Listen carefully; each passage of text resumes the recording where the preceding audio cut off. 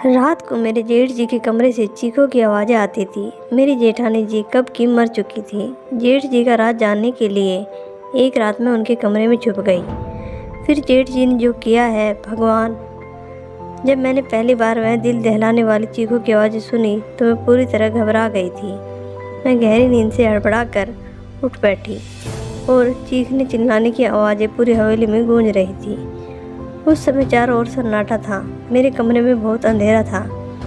मैंने हाथ से टटोलते हुए साइड टेबल का लैंप जलाया। मैंने घड़ी की तरफ देखा तो रात के 1 बज रहे थे और चीख पुकार की आवाज़ें गूंज रही थी। मैं हैरान थी कि मेरे बगल में लेटे मेरे पति पंकज अब भी गहरी नींद में सोए हुए थे। इतनी शोर में उन्हें नींद कैसे आ सकती थी। कल ही तो मैं पंकज की दुल्हन बनकर इस घर में आई थी। मेरी शादी बड़ी धूमधाम से पंकज से हुई थी। मैं बहुत अमीर ख़ानदान की बहू बनी थी। मैं भी एक अमीर ख़ानदान से थी। मेरे सास ससुर कब के मर चुके थे। जेठ जी बहुत देख रेख वाले इंसान थे। मैं उनके व्यवहार को अच्छी तरह से जानती थी। मेरी पंकज से लव मैरिज की शादी थी। हमने एक दूसरे को शादी के लिए पसंद किया था और कहीं से हमारी फ़ोन पर बातें होना शुरू हो गई थी। हम दोनों ही अमीर ख़ानदान से थे, इसलिए किसी को भी इस रिश्ते पर ऐतराज़ नहीं हुआ। मेरी शादी की पहली रात थी और उसी रात मैंने चीखें सुनी थी। एक लड़की की चीखों की आवाज़ थी, जैसे वह अपनी मदद के लिए किसी को पुकार रही हो। पहले तो मैंने सोचा कि कमरे से बाहर जाकर देखूं कि आवाज़ें किसकी हैं, कौन है जो इस वक्त इस तरह तेज़ आवाज़ में चिल्ला रहा है। लेकिन मैं एक दिन की दुल्हन थी, यूँ कैसे मुँह उठाकर कमरे से बाहर निकल सकती हूँ। आधा घंटा यह आवाज़ गूंजती रही। उसके बाद शांति छा गई। मुझे पंकज की नींद देखकर हैरत हो रही थी। मैं इतने शोर में कैसे सो सकता था। लेकिन कुछ देर बाद आवाज़ आना जैसे बंद हो गई थी, जैसे कभी शोर हुआ ही ना हो। मैं दोबारा से लेट गई और अब मेरी आंखों में नींद कोसों दूर जा चुकी थी।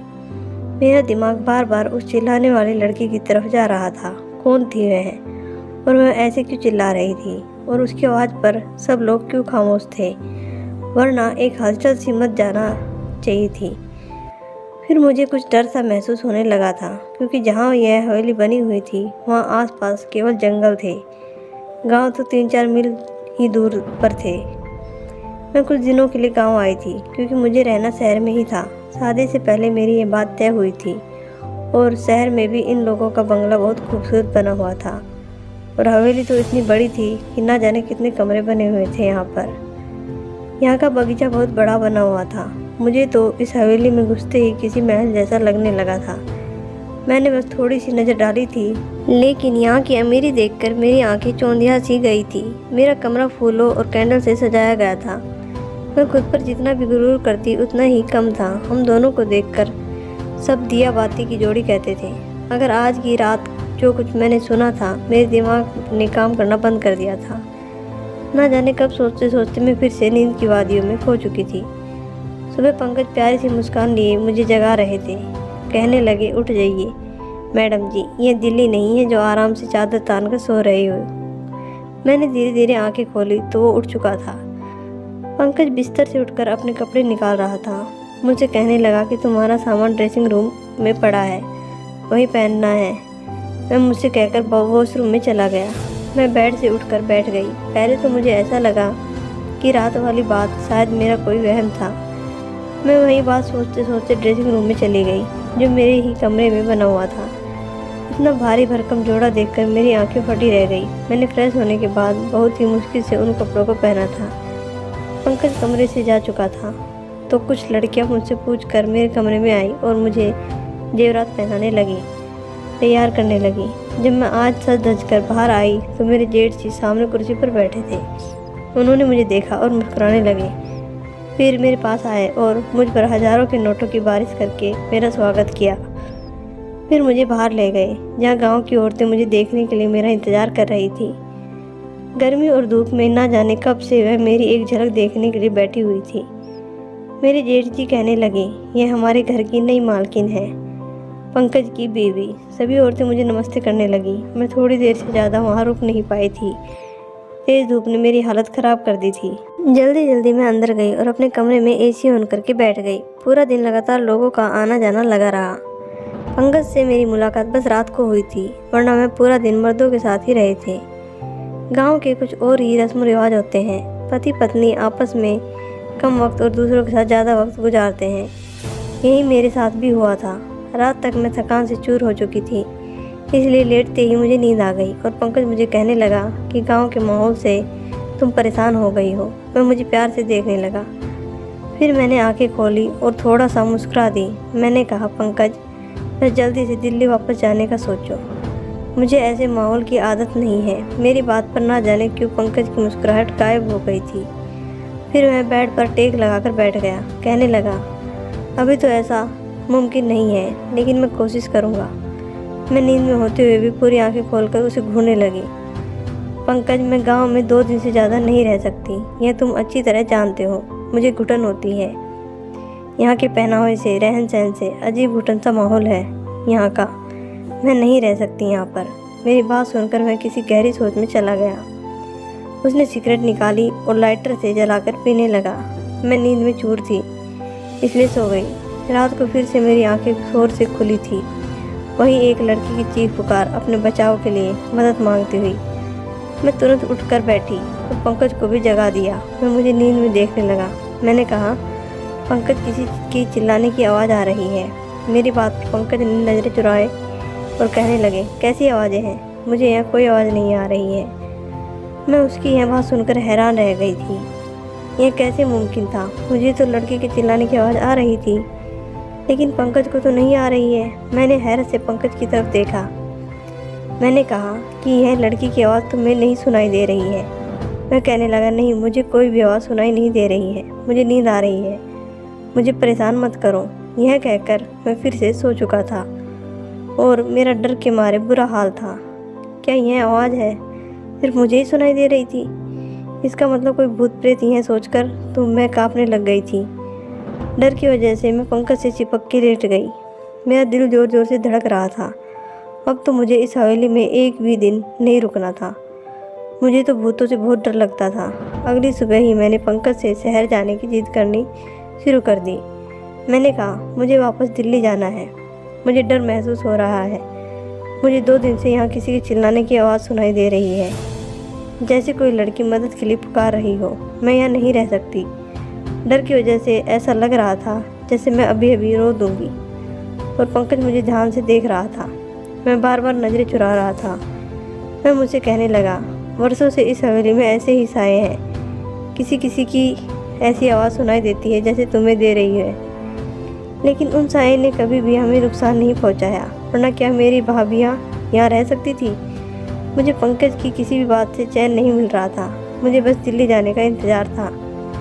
सुबह नाश्ते के वक्त मेरे जेठ जी ने पंकज से पूछा था कि तुम दिल्ली वापस कब जा रहे हो। यह सुनकर पंकज का चाय का कप हाथ में ही रह गया था। लेकिन मैं दिल ही दिल में खुश थी कि किसी को तो हमें गांव से दिल्ली भेजने का ख्याल आया। पंकज ने कहा, भाई, जो आपका आदेश। पंकज ने बहुत ही मुश्किल से ये बात कही थी। मैं अपने बड़े भाई से बहुत डरता था। जेठ जी कहने लगे, आज शाम तक तुम दिल्ली जाने की तैयारी करो, वहाँ के काम देखो जाकर। मैं तो खुशी के मारे फूले नहीं समा रही थी। मैंने जल्दी से चाय ख़त्म की और कुर्सी पीछे खिसका कर खड़ी हो गई तो मेरे जेठ जी मुझसे कहने लगे, बहू, आज तुमने नाश्ता ठीक से क्यों नहीं किया? मैंने कहा, मुझे अपनी और पंकज की पैकिंग भी करनी है। शाम तक जाना है तो टाइम लग जाएगा। मेरी बात सुनकर जेठ जी पंकज को घूरने लगे और कहने लगे, तुमने बहू को यह नहीं बताया कि अब वह यहीं रहेगी? यह बात मेरे दिल पर लग गई थी और मैं आश्चर्य से पंकज की तरफ देख रही थी। वह कहने लगा, मैं भूल गया था भाई। मेरे जेठ जी फिर मुझसे कहने लगे, बेटा, तुम अब हमारी इज्जत हो और हमारे घर की औरतें हवेली से बाहर कदम नहीं रखती। तुम यहीं रहोगे। दिल्ली में पंकज जाएगा। यह सुनकर तो मैं दंग रह गई थी कि पंकज ने पहले यह बात क्यों नहीं बताई। उसने यही कहा था कि कुछ वक्त मुझे गांव में रहना पड़ेगा, फिर वह मुझे अपने साथ दिल्ली ले जाएगा। मैं गुस्से की वजह से उठकर कमरे में चली गई। मुझे झूठ बोला गया था। कुछ देर बाद ही पंकज कमरे में आया। मैं रोने लगी। मैंने कहा, मुझे इस भूत बंगले में नहीं रहना। तुमने मुझसे झूठ कहा था कि हम दिल्ली में रहेंगे। तुम अपने भाई से जाकर बता दो। मेरी बात सुनकर वह मेरे पास आकर बैठकर बहुत ही प्यार से बोला, मैं तुम्हें अभी दिल्ली नहीं ले जा सकता। बस तुम कुछ महीने यहाँ रह लो, वैसे ही रहो जैसे यहाँ की औरतें रहती हैं। फिर मैं तुम्हें दिल्ली लेकर जाऊँगा। मैंने कहा, मैं तुम्हारे बिना यहाँ नहीं रहूँगी। रात के वक्त वह चीखों की आवाज़ मेरी जान निकाल देगी। मुझे बहुत डर लगता है। वह मुझसे कहने लगा, तुम चीखों पर ध्यान मत दो, वह जो भी है तुम्हें कुछ नहीं करेंगी, यह मैं तुम्हें वादा कर सकता हूँ। तुम बस कमरा लॉक रखना और रात को बिल्कुल भी बाहर मत निकलना। पंकज की बातों ने तो मुझे बहुत ज़्यादा डरा दिया था। मैंने कहा, मैं अकेली रात को इस कमरे में नहीं सो सकती। पंकज कुछ देर तक सोचता रहा, फिर कहने लगा, ठीक है, मैं भाई से कहकर नौकरानी का इंतज़ाम करवा दूंगा। वह तुम्हारे साथ इस कमरे में सो जाया करेगी, लेकिन तुम बस यह कोशिश करना भाई को तुमसे कोई शिकायत ना हो। मैंने इस बात पर सर हिला दिया। पंकज शाम को दिल्ली के लिए निकल चुका था और मैं अकेली रह गई। रात को मेरे साथ एक नौकरानी मेरे कमरे में सोने लगी थी। मैं ज़मीन पर अपना बिस्तर बिछा दी थी और लेट जाती थी। रात को जब वह चीखों की आवाज़ आती तो मेरी आंखें खुल जाती। मैंने महसूस किया था कि जिस वक्त चीखों की आवाज़ आती थी वह नौकरानी भी करवटें बदलती रहती थी। मुझे यह शक होने लगा था कि शायद वह भी उन आवाज़ों को सुन सकती है। कई बार मैंने उस नौकरानी से चीखों के बारे में पूछा तो उसके चेहरे का रंग उड़ जाता और वह डर जाती थी। फिर ना में सर हिलाने लगती और कहने लगती, मैंने ऐसी कोई आवाज़ नहीं सुनी। मैंने उसके डर से यह तो अंदाज़ा लगा लिया था कि कहानी कुछ और ही है, इसलिए उससे कहा कि मैं जानती हूँ कि वह आवाज़ें तुम्हें भी सुनाई देती है।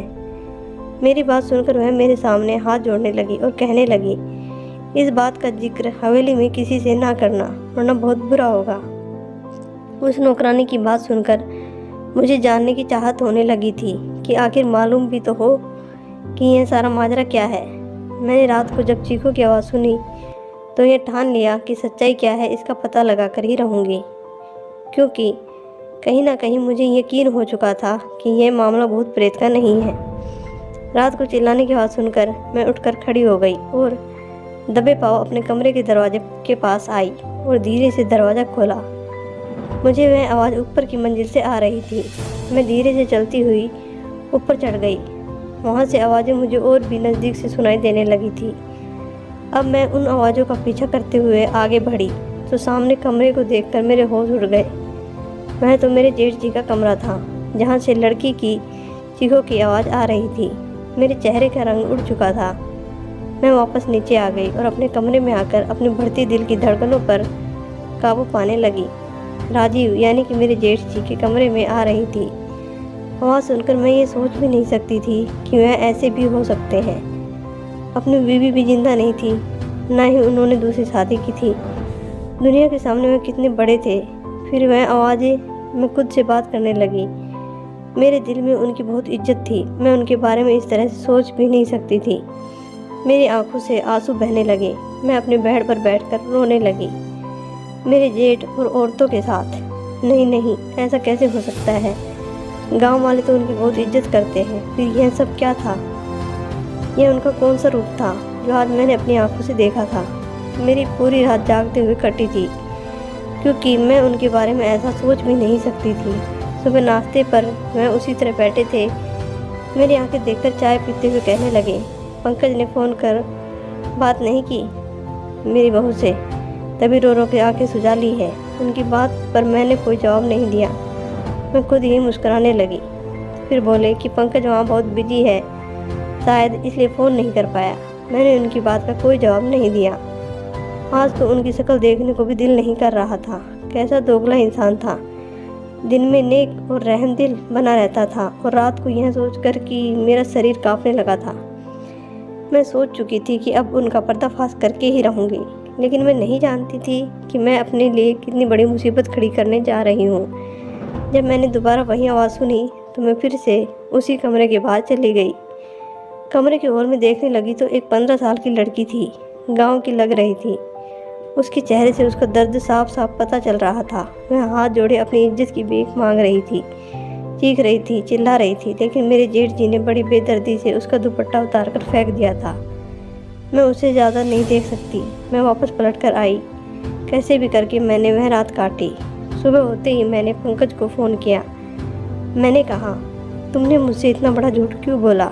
तुमने कहा हवेली में आत्माएं हैं, जबकि ऐसा कुछ भी नहीं है। वो आवाज़ें गांव की मासूम लड़कियों की हैं, जो तुम्हारे पिता जैसे भाई की हवस का निशाना बनती हैं। मेरे मुंह में जो जो आ रहा था मैंने सब पंकज से कह दिया।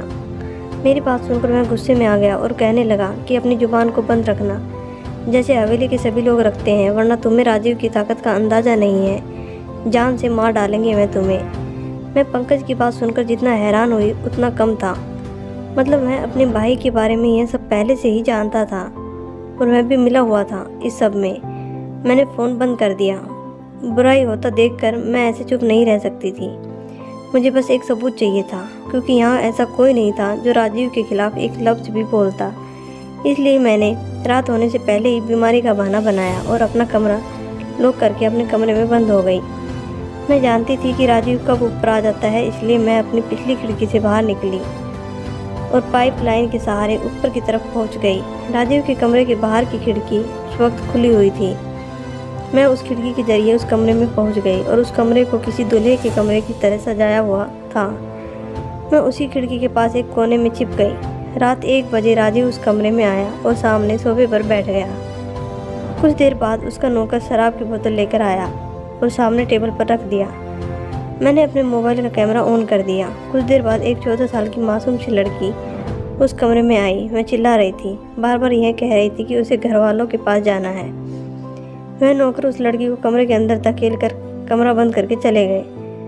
राजीव एकदम आराम से सोफे पर बैठा उस लड़की की बेबसी का तमाशा देख रहा था, जो बहुत ज़्यादा रो रही थी, दरवाज़ा पीट रही थी, अपने बचाव के लिए मदद मांग रही थी, जिसकी चीखें पुकार हवेली की बेजान दीवारों में गूंज रही थी। वहाँ के लोग इस जुल्म पर बिल्कुल खामोश थे। वह लड़की जब दरवाज़ा बजाकर थक गई तो राजीव के पास आकर हाथ जोड़ने लगी, कहने लगी, राजीव साहब, मुझे छोड़ दो, मुझे जाने दो, मैं तुम्हारी बेटी की उम्र की हूँ, मुझ पर तरस खाओ। उसकी बात सुनकर मेरा जेठ गुस्से से उठा और उसके बाल पकड़कर कहर भरी नज़रों से देखते हुए बोला, किसी नीच जात की लड़की, तेरी इतनी हिम्मत कि तू मेरे सामने जुबान चलाए? तुझे मैं बताता हूँ कि मेरे सामने जुबान चलाने वालों का मैं क्या अंजाम करता हूँ। यह कहकर उसने उस लड़की को बड़ी जोर से ज़मीन पर पटका, फिर उसकी गर्दन पर अपने पैर से मारने लगा। वह लड़की दर्द से बिलबिला उठी थी और अब मैं यह सब नहीं देख पा रही थी। ना जाने कैसे मैंने खुद को काबू में किया हुआ वहाँ खड़ी यह सब देख रही थी। फिर मेरे जेठ ने उस लड़की को पकड़कर बिस्तर पर पटका और अपना सिगरेट जलाकर जैसे ही उसने उस लड़की के चेहरे पर लगाया, उस लड़की की चीख के साथ साथ मेरी भी चीख निकल गई। राजीव तुरंत ही वहाँ से पीछे हटा। मेरी चीख सुनकर मैं समझ गया था कि कमरे में उस लड़की के अलावा भी कोई है। इससे पहले कि मैं मुझे ढूंढता, मैं उसी खिड़की से बाहर निकल गई, लेकिन शायद वह मुझे देख चुका था, क्योंकि मैं कोई प्रोफेशनल जासूस तो नहीं थी, एक आम सी लड़की थी। मैं जिस रास्ते से आई थी उसी रास्ते से नीचे उतर गई, लेकिन अपने कमरे के बजाय हवेली के पीछे चले गई। मैं वहीं जाकर छुप गई। मुझे पूरी हवेली में एक हलचल सी महसूस हुई थी। बहुत से कदमों की आवाज़ें सुनाई दी। मैं एक घनी झाड़ी में छुप गई। बहुत से नौकर टॉर्च जलाकर मुझे ढूंढ रहे थे। मैं तो सांस लेना ही भूल गई थी। मुझे डर था कि अब मैं पकड़ी जाऊंगी। कुछ देर बाद नौकर वहाँ से चले गए। उनके जाते ही मैंने सुकून की सांस ली। मैं एक बड़े से पेड़ पर चढ़ने लगी, जो इस हवेली की दीवार से चिपका हुआ था। उस पेड़ पर चढ़कर मैंने दीवार से दूसरी तरफ देखा तो वह एक घना जंगल था। मैं वहाँ कूद गई थी। मैं नहीं जानती थी कि मैं उस जंगल को पार करने के बाद कहाँ पहुँच जाऊँगी, लेकिन मैं लगातार भाग रही थी। सुबह तक मैं भागती रही। जैसे ही हल्की हल्की रोशनी हुई, मैं सड़क पर पहुँच चुकी थी। उसी वक्त एक बस दिल्ली जाने के लिए वहाँ से गुजर रही थी। मैं बस में बैठ गई। पूरे रास्ते भर मैंने अपना चेहरा दुपट्टे से छुपाए रखा। दिल्ली पहुँचते ही मैंने अपने पापा के दोस्त, जो कि IPS ऑफिसर थे, उन्हें यह वीडियो दिखा दी। मेरी वजह से उस गांव में इस घिनौने खेल का किस्सा ख़त्म हुआ था और राजीव के साथ साथ पंकज भी पकड़ा गया था। वो लोग गांव की कम उम्र की लड़कियों के साथ गलत करके उसे दूसरे देश में भेजते थे और कुछ को मार देते थे। मेरे पति दिल्ली में वही काम करते थे, इसलिए मुझे अपने साथ ले जा नहीं रहे थे। मैंने अब पंकज से तलाक ले लिया था, क्योंकि मैं ऐसे शख्स के साथ ज़िंदगी नहीं गुजार सकती थी। मुझे खुशी थी मेरी वजह से बहुत सी लड़कियां बच गई थी। दोस्तों, उम्मीद करती हूँ आपको हमारी कहानी पसंद आई होगी। कहानी पसंद आई है तो वीडियो को लाइक करें, चैनल पर नए हैं तो चैनल को सब्सक्राइब करें और हाँ, नोटिफिकेशन बेल को ज़रूर दबाएं ताकि अगली अपडेट सबसे पहले आपको मिले।